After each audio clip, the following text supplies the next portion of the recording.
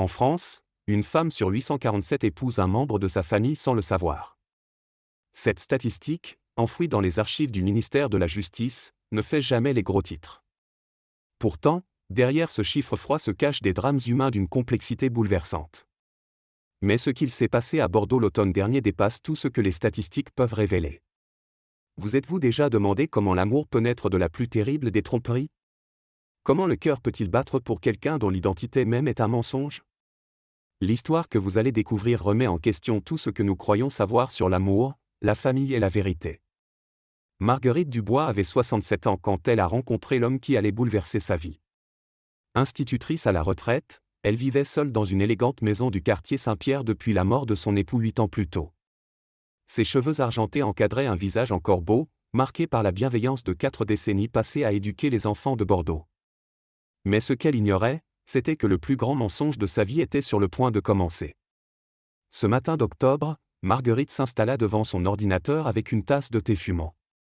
L'écran affichait le site de rencontre qu'elle avait rejoint 3 mois plus tôt, poussée par sa nièce Sylvie qui s'inquiétait de sa solitude. « Tante Marguerite, vous méritez d'être heureuse », lui avait-elle dit. Mais ce que Sylvie ne savait pas, c'était qu'elle venait de signer l'arrêt de mort de l'innocence de sa tante. Un nouveau message clignotait dans sa boîte de réception. Le profil affichait Thomas, 42 ans, consultant en informatique. Sa photo révélait un homme aux traits fins, aux cheveux bruns légèrement grisonnants aux tempes, avec un sourire qui semblait sincère. Mais derrière ce sourire se cachait un secret qui détruirait tout ce en quoi Marguerite croyait. « Bonjour Marguerite », commençait le message. « Votre profil m'a touché par sa sincérité. Comme vous, je crois que l'âge n'est qu'un chiffre quand il s'agit de vraies connexions humaines. » Les mots coulaient avec une facilité troublante, comme s'il savait exactement quoi dire pour toucher son cœur. Ce qu'elle ne pouvait deviner, c'était qu'il la connaissait déjà mieux qu'elle ne l'imaginait. Marguerite sourit en lisant ces lignes. Depuis des mois, elle recevait des messages maladroits d'hommes de son âge qui semblaient plus intéressés par une aide ménagère qu'une compagne. Thomas était différent. Ses mots respiraient l'intelligence et la sensibilité. Mais ce qu'elle prenait pour de la spontanéité était en réalité le fruit d'une préparation minutieuse. Pendant 3 semaines, ils échangèrent des messages quotidiens. Thomas se révélait être un homme cultivé, divorcé sans enfant, qui partageait sa passion pour la littérature française et les promenades dans les vignobles bordelais. Il connaissait remarquablement bien la région, citant des endroits que même Marguerite, native de Bordeaux, découvrait parfois. Cette connaissance intime des lieux aurait dû l'alerter, mais l'amour naissant aveugle souvent la raison. « J'aimerais vous rencontrer », écrivit-il finalement. « Il y a un petit café près de la place Gambetta, le Petit Bordeaux. Connaissez-vous » Marguerite faillit renverser sa tasse. Ce café était son refuge secret, l'endroit où elle se rendait chaque dimanche après-midi depuis des années. Comment pouvait-il deviner un détail si personnel? Mais l'excitation de la rencontre balaya ses interrogations naissantes. Le dimanche suivant, Marguerite se prépara avec un soin particulier. Elle choisit une robe bleu marine qui mettait en valeur ses yeux clairs, et appliqua un soupçon de parfum, le même qu'elle portait le jour de son premier mariage. En se regardant dans le miroir, elle eut un instant d'hésitation. N'était-elle pas trop âgée pour ses émotions d'adolescente? Mais son cœur battait avec une intensité qu'elle avait cru disparue à jamais. Le Petit Bordeaux baignait dans la lumière dorée de l'automne quand elle poussa la porte. Thomas était déjà là, élégant dans un pull gris qui soulignait ses yeux sombres. Quand il se leva pour l'accueillir, Marguerite remarqua sa prestance naturelle, sa façon de se mouvoir avec une assurance qui ne cadrait pas tout à fait avec l'image du consultant en informatique timide qu'elle s'était forgée. Mais son sourire était si chaleureux qu'elle chassa ses pensées importunes. « Marguerite », dit-il en lui tendant la main. « Vous êtes encore plus belle que sur vos photos. » Sa voix était grave, mélodieuse, avec un léger accent qu'elle ne parvenait pas à identifier. Quand leurs mains se touchèrent, elle ressentit une décharge électrique qui la surprit par son intensité. Mais ce qu'elle ne vit pas, c'était la façon dont les traits de Thomas se contractèrent imperceptiblement, comme s'il luttait contre une émotion contradictoire. Ils s'installèrent près de la fenêtre, et la conversation coula naturellement. Thomas était un conteur né, racontant des anecdotes de ses voyages professionnels avec un humour qui faisait rire Marguerite aux éclats. Mais parfois, au détour d'une phrase, il laissait échapper des détails troublants. Il connaissait le nom de son ancien directeur d'école, savait qu'elle avait enseigné au CP pendant 15 ans, mentionnait des souvenirs de Bordeaux qui remontaient à son enfance. Chaque fois qu'elle s'étonnait de ces coïncidences, il détournait habilement la conversation. « Vous habitez dans quel quartier ?» demanda-t-elle innocemment en sirotant son café. Thomas marqua une pause presque imperceptible avant de répondre « J'ai grandi, pas très loin d'ici. Mais j'ai beaucoup voyagé depuis. » Sa réponse était évasive, et Marguerite nota qu'il évitait son regard. Mais l'attraction qu'elle ressentait pour cet homme mystérieux était plus forte que ses doutes naissants. Quand vint le moment de se séparer, Thomas proposa de la raccompagner. Ils marchèrent lentement dans les rues pavées du vieux Bordeaux, leurs pas résonnant dans le silence de l'après-midi dominical.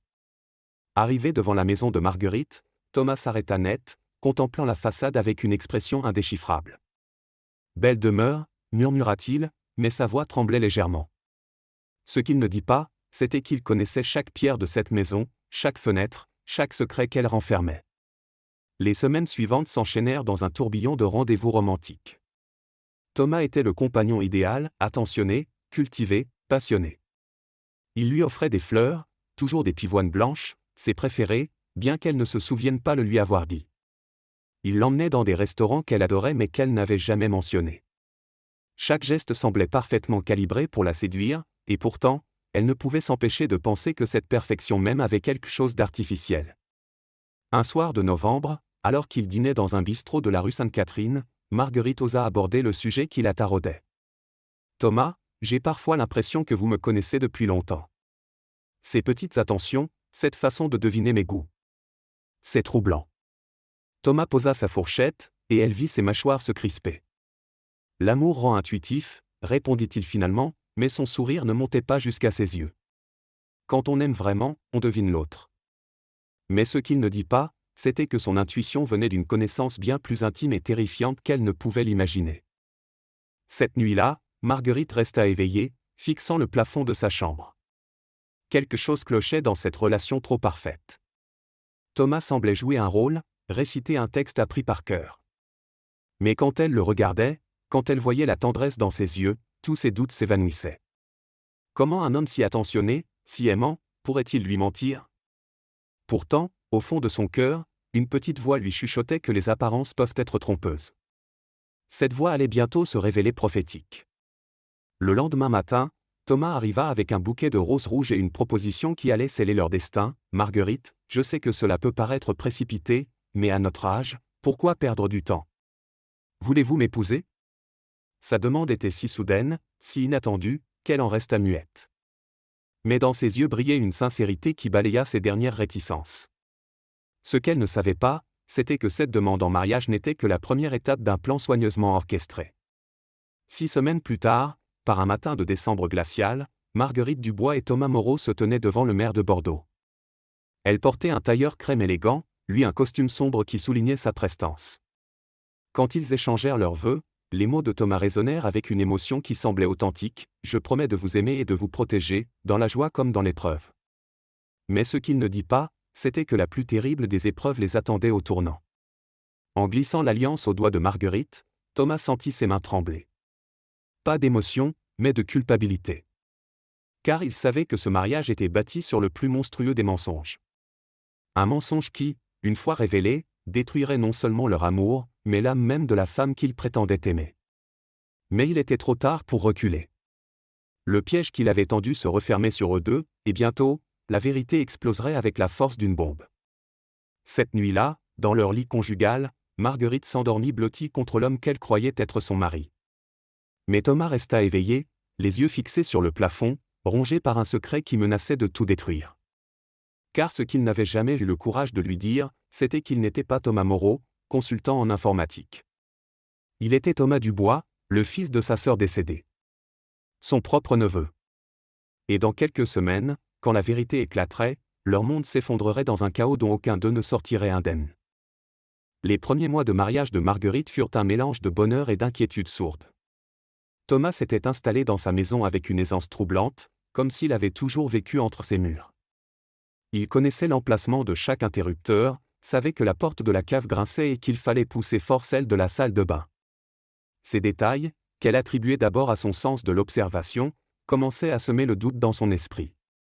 Un matin de janvier, alors qu'elle préparait le petit déjeuner, Marguerite remarqua que Thomas évitait soigneusement de regarder le mur du salon où s'alignaient les photos de famille. Quand elle lui proposa de lui montrer les albums souvenirs, il prétexta un appel professionnel urgent. Cette fuite systématique devant son passé familial éveilla sa curiosité. Que cachait-il derrière ses sourires évasifs ? Thomas, vous ne m'avez jamais parlé de votre famille, dit-elle un soir en feuilletant un vieil album. Vos parents, vos frères et sœurs. J'aimerais les connaître. Le visage de Thomas se ferma instantanément. Ils sont tous morts, répondit-il sèchement. Un accident de voiture quand j'avais 20 ans. Je préfère ne pas en parler. Sa voix tremblait d'une émotion qui semblait authentique, mais Marguerite nota qu'il serrait les poings. Ce mensonge lui coûtait visiblement, mais pourquoi mentir sur un sujet si douloureux ? Les semaines passèrent, et les comportements étranges de Thomas se multipliaient. Il recevait des appels qu'il prenait toujours dans une autre pièce, parlant à voix basse dans une langue qu'elle ne reconnaissait pas. Quand elle lui demandait qui l'appelait, il répondait invariablement « le bureau », mais ses explications manquaient de cohérence. Un consultant en informatique pouvait-il vraiment être si sollicité le soir et les week-ends ? Un après-midi de février, Marguerite découvrit Thomas dans le grenier, fouillant dans de vieilles malles qu'elle n'avait pas ouvertes depuis des années. Quand elle monta voir ce qu'il faisait, elle le trouva figé devant une photo jaunie qu'il tenait entre ses mains tremblantes. « Que faites-vous là-haut » demanda-t-elle. Il sursauta violemment, comme pris en flagrant délit, et laissa tomber la photo. Je cherchais juste un endroit pour ranger mes affaires, balbutia-t-il. Mais ses yeux fuyants et sa pâleur soudaine trahissaient un trouble bien plus profond. Cette photo, Marguerite la reconnut immédiatement. C'était un cliché de famille pris 20 ans plus tôt, lors du baptême du fils de sa sœur Isabelle. On y voyait toute la famille réunie dans le jardin de cette même maison, elle-même, son défunt mari, Isabelle et son petit garçon de 2 ans aux cheveux bruns bouclés. Pourquoi Thomas s'intéressait-il à cette photo ? Et pourquoi semblait-il si bouleversé de l'avoir vue ? Le soir même, Marguerite observa discrètement son mari pendant le dîner. Il picorait sa nourriture, perdu dans ses pensées, et elle remarqua qu'il évitait son regard. Quand elle évoqua sa sœur Isabelle, décédée dans un accident de voiture 15 ans plus tôt, Thomas tressaillit imperceptiblement. « Elle me manque terriblement », dit Marguerite avec mélancolie. Surtout son fils. Il n'avait que 7 ans quand c'est arrivé. Il a été placé dans une famille d'accueil, et j'ai perdu sa trace. Thomas posa sa fourchette, les mains tremblantes. C'est terrible, murmura-t-il d'une voix étranglée. Cette nuit-là, Marguerite fut réveillée par des gémissements. Thomas parlait dans son sommeil, agité par un cauchemar qui semblait le torturer. « Pardon, tante Marguerite, pardon », murmurait-il dans son délire nocturne. Elle se figea. « Tante Marguerite » Pourquoi l'appelait-il ainsi ? Quand elle le secoua doucement pour le réveiller, il ouvrit des yeux hagards, comme s'il ne la reconnaissait pas. « Qu'est-ce que j'ai dit » demanda-t-il anxieusement. « Rien d'important » mentit-elle, mais son cœur battait la chamade. Le lendemain, Marguerite décida de mener sa propre enquête. Elle commença par fouiller discrètement dans les affaires de Thomas. Dans sa veste, elle trouva un portefeuille contenant plusieurs cartes d'identité différentes. L'une d'elles portait le nom de Thomas Dubois, le nom de jeune fille de sa sœur Isabelle. Ses mains se mirent à trembler. Était-ce une coïncidence ? Ou y avait-il un lien plus sinistre entre son mari et sa famille disparue ? Rongée par l'angoisse, Marguerite décida de contacter sa nièce Sylvie, la seule famille qui lui restait. Elle ne s'était pas parlé depuis des mois, mais elle avait besoin de réponses. « Sylvie, j'ai une question étrange à te poser », dit-elle au téléphone. « Te souviens-tu du fils d'Isabelle ?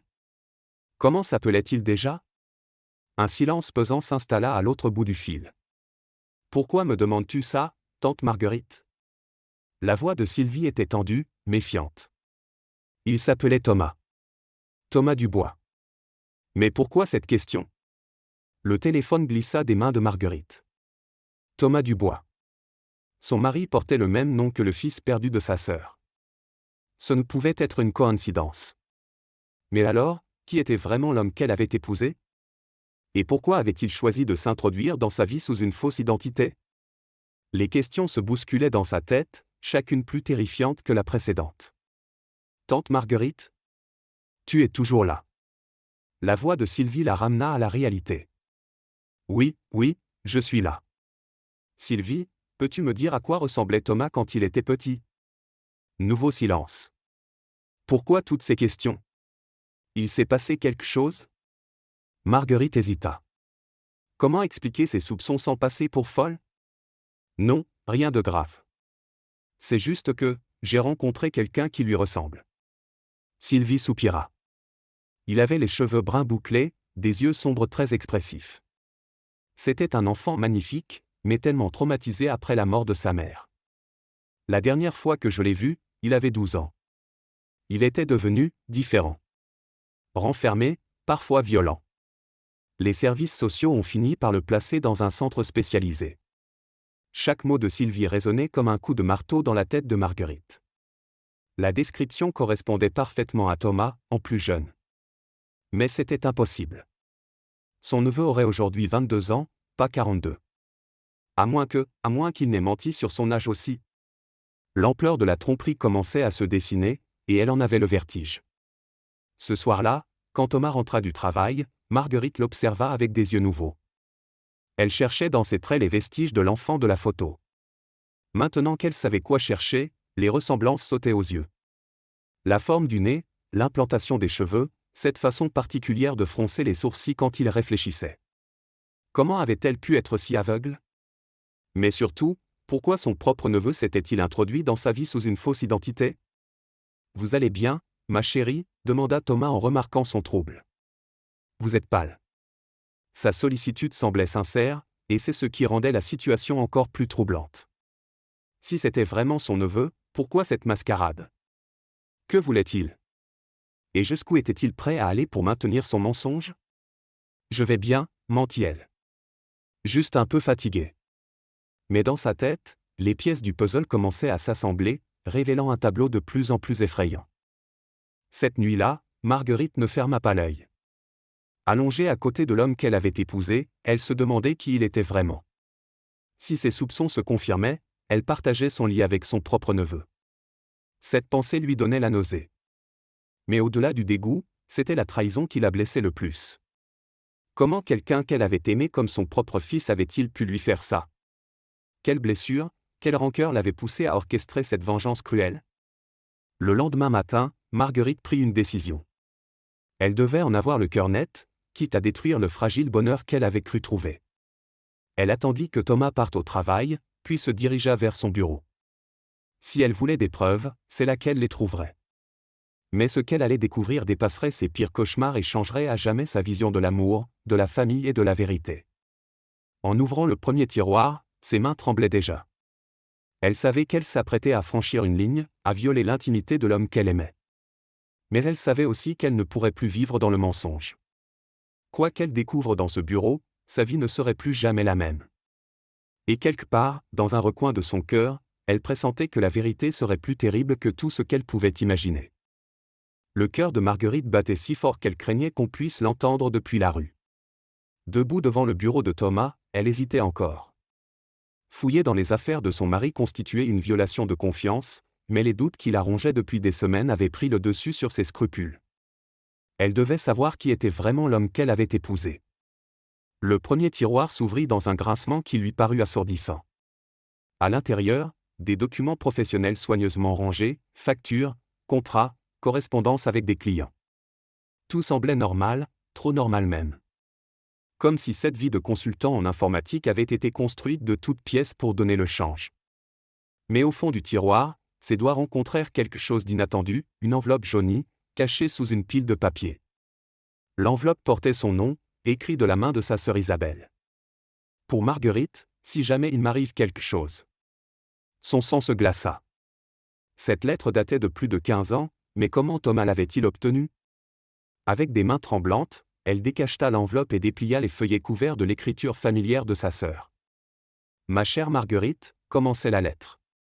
Si tu lis ces lignes, c'est que mes pires craintes se sont réalisées. Je ne serai plus là pour protéger mon fils, et j'ai peur pour lui. Thomas n'est pas un enfant comme les autres. Depuis la mort de son père, il a développé une obsession malsaine pour toi. Il dit que tu es la seule famille qui compte vraiment, que tu l'as abandonné quand il avait besoin de toi. J'ai essayé de lui faire comprendre que tu ne savais pas à quel point il souffrait, mais la colère a pris racine en lui. Marguerite dut s'asseoir, les jambes coupées par cette révélation. Sa sœur avait tenté de la protéger d'une vérité qu'elle-même ignorait. Elle poursuivit sa lecture, chaque mot lui transperçant le cœur comme une lame. Il parle sans cesse de se venger, de te faire payer ton indifférence. Hier, je l'ai surpris en train de dessiner des plans de ta maison qu'il avait mémorisés lors de nos visites. Il connaît chaque recoin, chaque cachette. Il dit qu'un jour, il viendra te chercher et que tu comprendras ce que c'est que d'être abandonné. Marguerite, si quelque chose m'arrive, méfie-toi de lui. Mon fils est devenu quelqu'un que je ne reconnais plus. La lettre glissa des mains de Marguerite. Tout s'éclairait maintenant, la connaissance intime de sa maison, ses goûts parfaitement devinés, cette façon qu'il avait de la manipuler émotionnellement. Thomas avait passé des années à planifier cette vengeance, à étudier ses habitudes, ses faiblesses. Leur rencontre sur le site de rencontre n'était pas le fruit du hasard, mais le résultat d'une stratégie minutieusement orchestrée. Mais ce qui la bouleversait le plus, c'était de réaliser qu'elle avait effectivement abandonné cet enfant.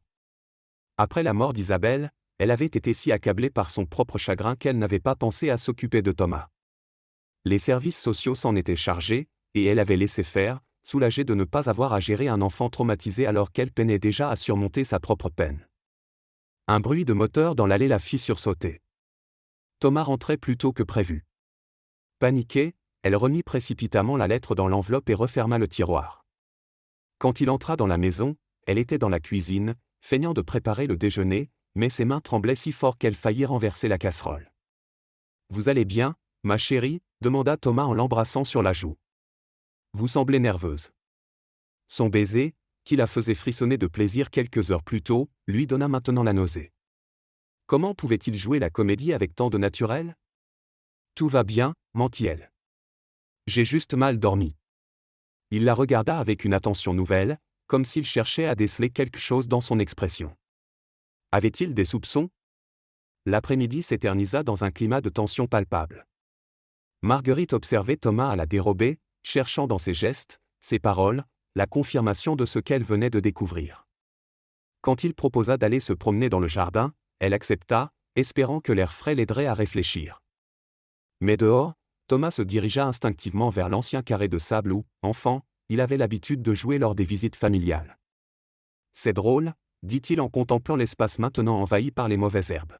« J'ai l'impression d'avoir déjà joué ici quand j'étais petit. » Il se tourna vers elle avec un sourire innocent, mais elle vit dans ses yeux une lueur de défi. Il savait qu'elle commençait à comprendre, et il prenait plaisir à ce jeu du chat et de la souris. « Vraiment ?» répondit-elle en s'efforçant de garder un ton neutre. « Vous avez une bonne mémoire pour quelqu'un qui prétend ne pas connaître cette région. » Cette fois, le masque de Thomas glissa légèrement. Ses mâchoires se contractèrent, et elle vit passer dans son regard une colère froide qui la glaça d'effroi. « Les lieux marquent parfois l'âme, » dit-il finalement. « Même quand on préférait les oublier. » Cette phrase, chargée de sous-entendus, confirma les pires craintes de Marguerite. Thomas savait qu'elle avait découvert quelque chose, et il commençait à lever le voile sur sa véritable identité. Cette nuit-là, Marguerite fit semblant de dormir, mais elle guettait le moindre mouvement de Thomas. Vers 2 heures du matin, elle l'entendit se lever discrètement et descendre au rez-de-chaussée. Par la fenêtre de la chambre, elle le vit dans le jardin, au téléphone, parlant avec animation à voix basse. Qui pouvait-il appeler à une heure pareille ? Et pourquoi cette conversation devait-elle rester secrète ? Le lendemain, Marguerite prit une décision qui allait changer le cours des événements. Elle appela Sylvie et lui demanda de venir la voir de toute urgence. « Il faut que je te montre quelque chose, » dit-elle. « C'est à propos de Thomas, le fils d'Isabelle. » La voix de Sylvie se fit immédiatement inquiète. « Qu'est-ce qui se passe, tante Marguerite ? Tu m'inquiètes. » Quand Sylvie arriva, 1 heure plus tard, Marguerite lui montra la lettre d'Isabelle et lui raconta ses soupçons. Sa nièce pâlit en écoutant le récit. « Mon Dieu, » murmura-t-elle. « Tu crois vraiment que ton mari pourrait être Thomas ?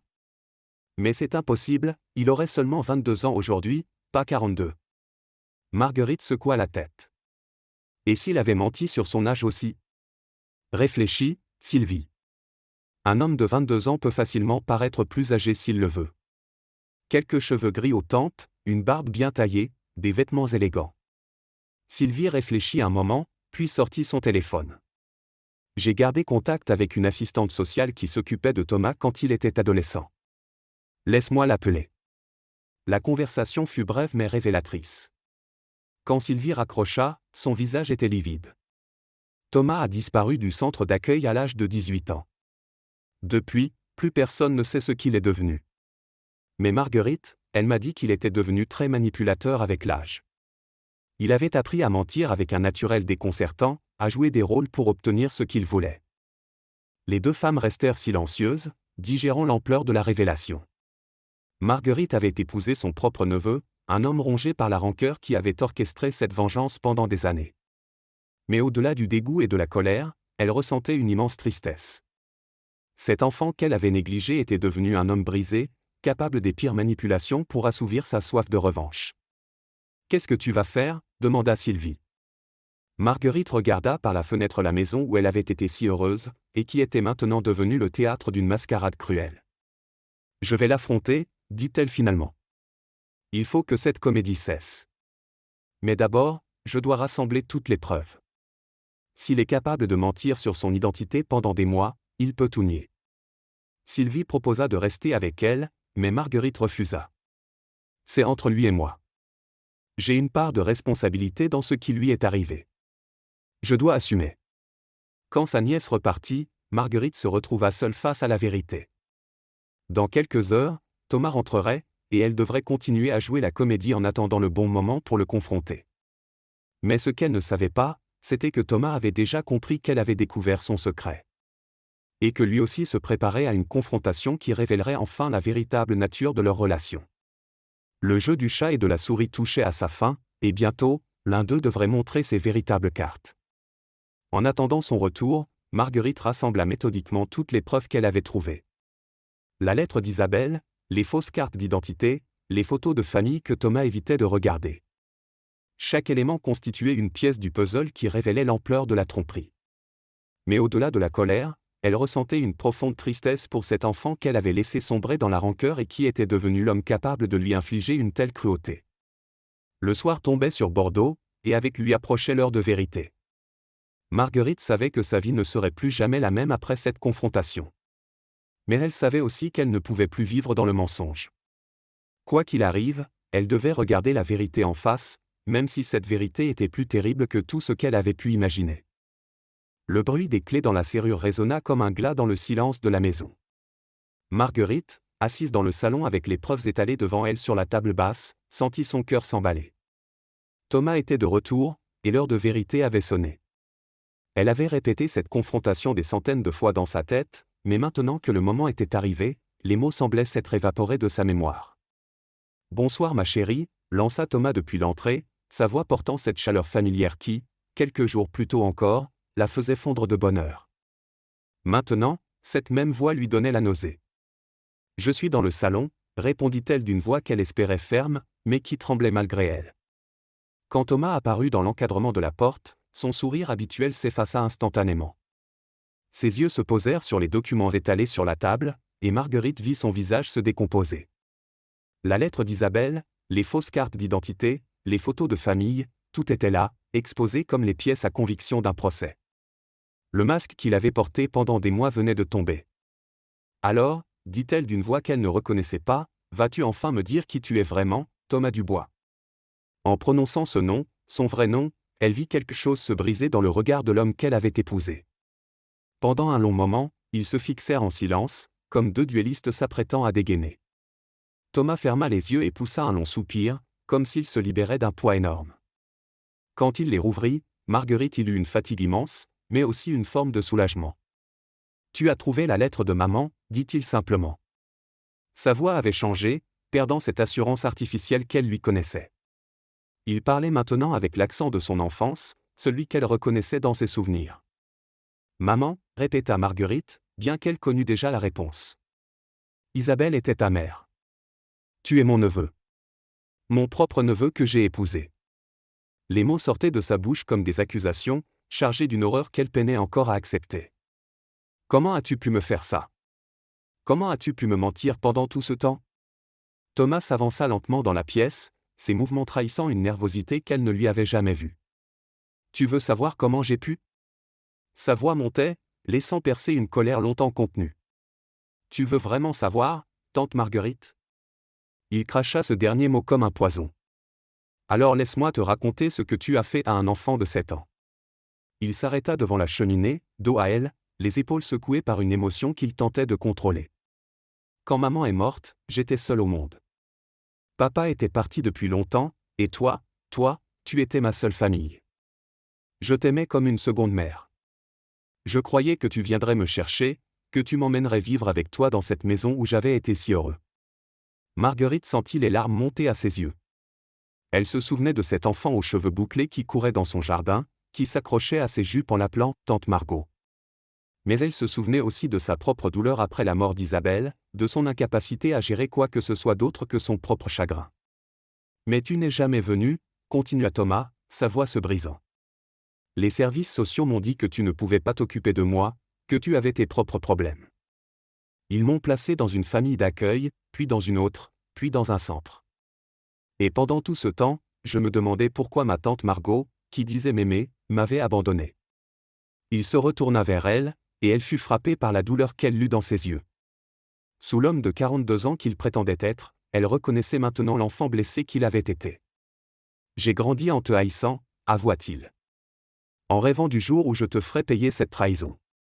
Pendant 15 ans, j'ai planifié ma vengeance. »« Mais pourquoi m'épouser ?» demanda Marguerite, la voix étranglée par l'émotion.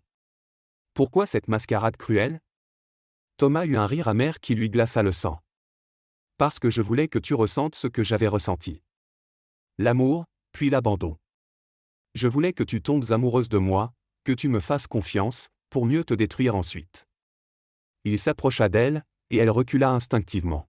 « Tu veux savoir le plus ironique ? Au début, c'était facile. Tu étais si seule, si désespérée d'être aimée. Il m'a suffi de quelques compliments, de quelques attentions pour que tu tombes dans le piège. J'avais étudié tes habitudes pendant des mois, je connaissais tes goûts, tes faiblesses. Tu as été si prévisible. » Chaque mot était un coup de poignard dans le cœur de Marguerite.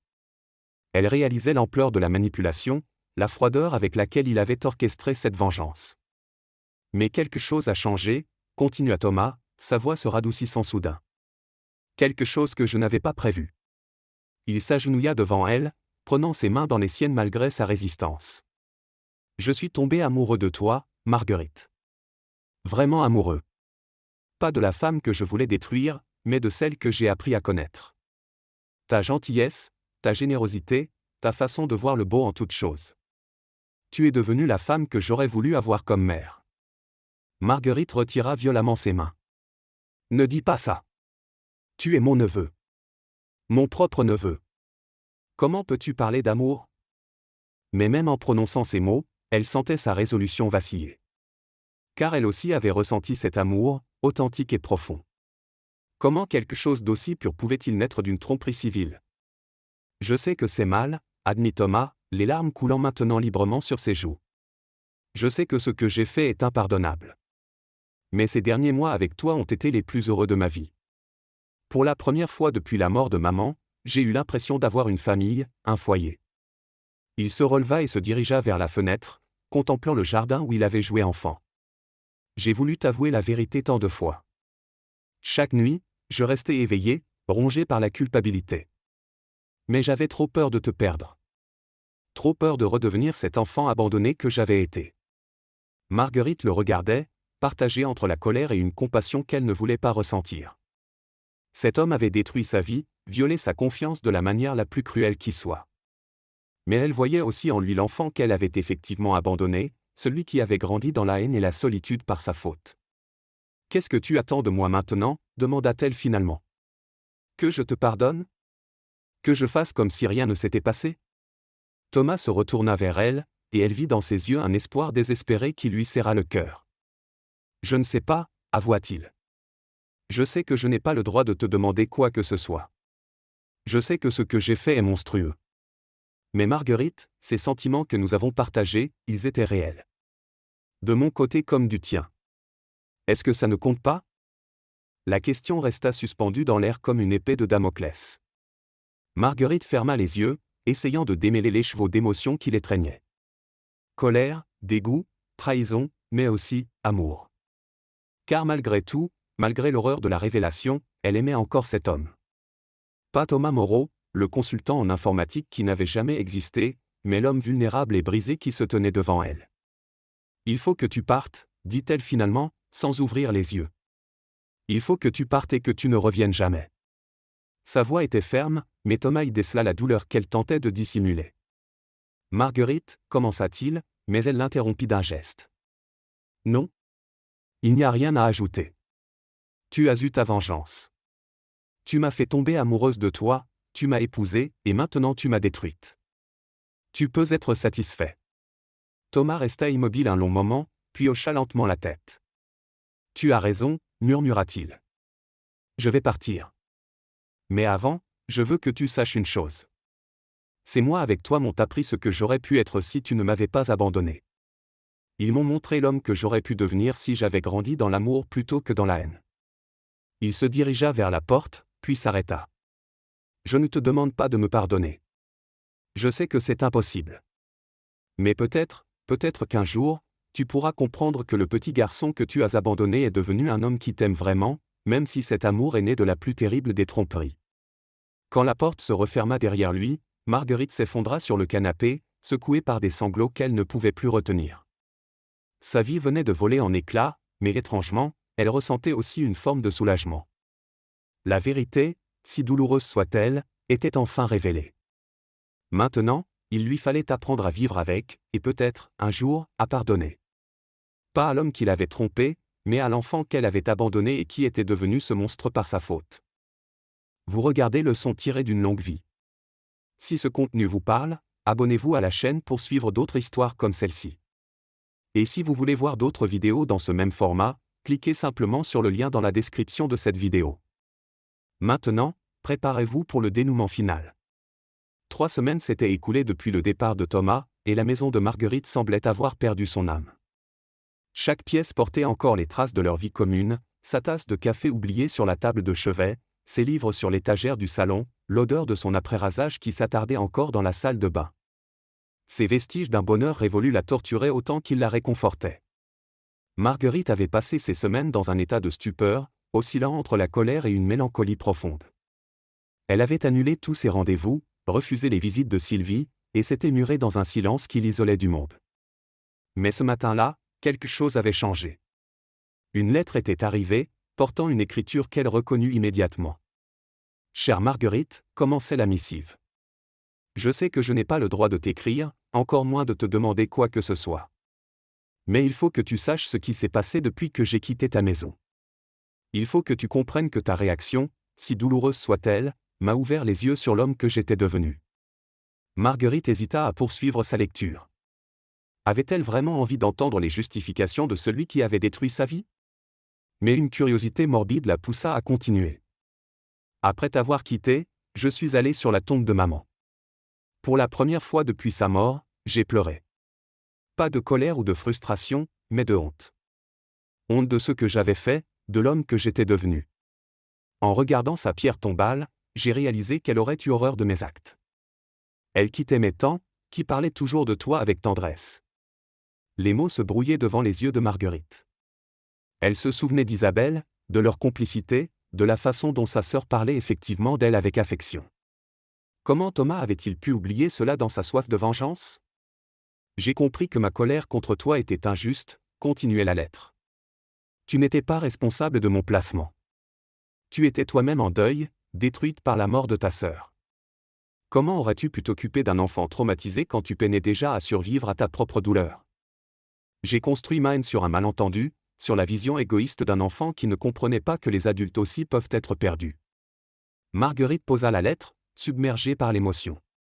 Elle se souvenait de cette période terrible, de ces mois où elle avait sombré dans une dépression si profonde qu'elle avait failli ne jamais s'en remettre. Comment aurait-elle pu, effectivement, s'occuper de Thomas dans cet état? Un coup de sonnette l'interrompit dans sa lecture. Par la fenêtre, elle aperçut une silhouette familière sur le perron. Thomas était là, amaigri, le visage creusé par ce qui semblait être des semaines d'insomnie. Il tenait un bouquet de pivoine blanche, ses fleurs préférées, mais cette fois, le geste ne semblait pas calculé. Il y avait dans son attitude une humilité qu'elle ne lui avait jamais vue. Elle hésita longuement avant d'ouvrir la porte. Quand elle le fit, ils restèrent face à face sans un mot, chacun jaugeant l'autre. Thomas avait vieilli en 3 semaines, comme si le poids de sa culpabilité avait enfin rattrapé les mensonges sur son âge. Il paraissait maintenant ses vrais 22 ans, vulnérable et perdu. Je ne suis pas venu pour te demander de me reprendre, dit-il d'emblée. Je suis venu pour te demander pardon. Vraiment pardon. Pas pour ce que j'ai fait, ça, c'est impardonnable, mais pour l'enfant que j'étais et qui n'a pas su grandir. Sa voix était différente, dépouillée de tout artifice, authentiquement brisée. Marguerite le fit entrer, plus par pitié que par envie de l'écouter. Dans le salon où ils avaient vécu leur confrontation 3 semaines plus tôt, ils s'assirent face à face, séparés par un gouffre de douleur et de regret. J'ai consulté un psychologue, reprit Thomas. Pour la première fois de ma vie, j'ai parlé de tout. De maman, de son accident, de mon placement, de ma haine pour toi. Et tu sais ce qu'il m'a dit ? Que j'avais passé 15 ans à haïr la mauvaise personne. Que ma vraie colère était dirigée contre moi-même, contre cet enfant qui n'avait pas su empêcher sa mère de mourir. Marguerite l'écoutait sans l'interrompre, fascinée malgré elle par cette introspection qu'elle ne lui connaissait pas. Il m'a fait comprendre que ma vengeance contre toi était en réalité une façon de me punir. En te détruisant, je détruisais la seule personne qui aurait pu m'aimer malgré mes blessures. C'était un suicide émotionnel déguisé. Pourquoi me dis-tu tout ça ? Demanda finalement Marguerite. Qu'est-ce que tu attends de moi ? Thomas la regarda avec une intensité douloureuse. Rien. Je n'attends rien. Je voulais juste que tu saches que l'homme qui t'a fait du mal n'existe plus. Il est mort le jour où j'ai vu la douleur dans tes yeux. Ce qui reste, c'est un jeune homme perdu qui essaie de comprendre comment réparer l'irréparable.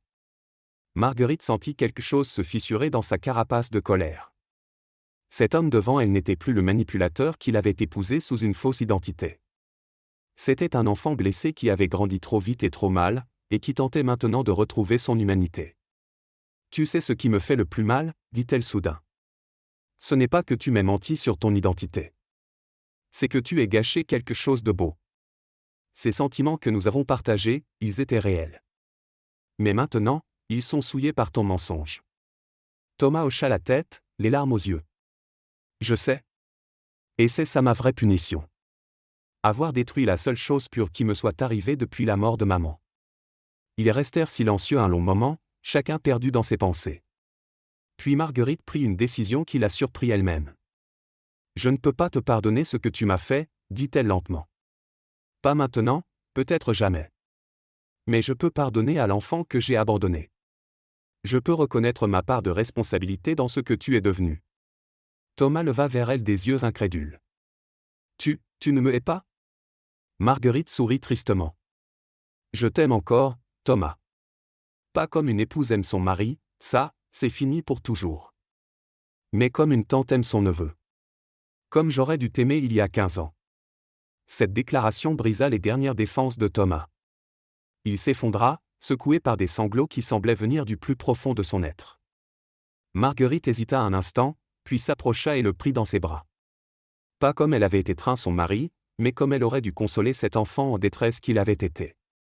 Qu'est-ce qu'on fait maintenant ? Demanda-t-il quand ses larmes se tarirent. Marguerite réfléchit longuement avant de répondre. Tu vas continuer ta thérapie.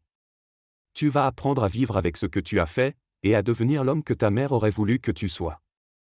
Et moi, je vais apprendre à vivre avec mes propres erreurs. Et nous ? Il peut y avoir un nous ? L'espoir dans sa voix était pathétique, et Marguerite sentit son cœur se serrer. Pas comme avant. Jamais comme avant. Mais peut-être qu'un jour, nous pourrons être une famille. Une vraie famille, cette fois. Tante et neveu, comme nous aurions toujours dû l'être. Thomas acquiesça, comprenant que c'était plus qu'il ne méritait. Je vais partir, dit-il en se levant. Loin d'ici. Je vais refaire ma vie, devenir quelqu'un de bien. Et peut-être qu'un jour, si tu le veux, je reviendrai te voir. Pas en tant qu'ancien mari, mais en tant que neveu qui a enfin grandi. Quand il partit, cette fois, Marguerite ne pleura pas. Elle resta longtemps assise dans son salon, contemplant les photos de famille qui ornaient les murs. Sur l'une d'elles, elle vit Isabelle tenant son petit Thomas dans ses bras, tous deux souriants. « Pardonne-moi » murmura-t-elle à l'image de sa sœur. « Pardonne-moi de ne pas avoir su protéger ton fils. » Mais dans le silence de la maison, elle crut entendre la voix d'Isabelle lui répondre « Il n'est jamais trop tard pour bien faire, ma sœur. Il n'est jamais trop tard pour aimer. » 6 mois plus tard, Marguerite reçut une carte postale de Marseille. Chère tante Marguerite, était-il écrit de la main de Thomas. Je vais bien. Je travaille vraiment dans l'informatique maintenant, et je suis en thérapie. J'apprends à être l'homme que maman aurait voulu que je sois. Un jour, si tu le permets, j'aimerais revenir te voir. Pas pour reprendre le passé, mais pour construire un avenir. Ton neveu qui t'aime, Thomas. Marguerite sourit en lisant ces lignes. Elle avait perdu un mari, mais peut-être qu'elle avait retrouvé un neveu. Et parfois, dans la complexité des relations humaines, c'était déjà un miracle en soi. L'amour, avait-elle appris, peut naître des circonstances les plus improbables et survivre aux trahisons les plus cruelles. Il peut se transformer, évoluer, se réinventer. Ce qu'elle avait vécu avec Thomas était à la fois la plus belle et la plus terrible des histoires d'amour. Mais c'était leur histoire, unique et imparfaite, comme toutes les histoires humaines. Et dans sa maison de Bordeaux, entourée des souvenirs d'un bonheur complexe, Marguerite avait appris la plus importante des leçons, que le pardon n'efface pas le passé, mais qu'il peut ouvrir la voie à un avenir différent. Un avenir où l'amour, même né du mensonge, peut se transformer en quelque chose de vrai et de beau. Car au final, nous sommes tous des êtres imparfaits, capables du pire comme du meilleur. Et parfois, c'est dans nos plus grandes erreurs que nous trouvons notre plus grande humanité.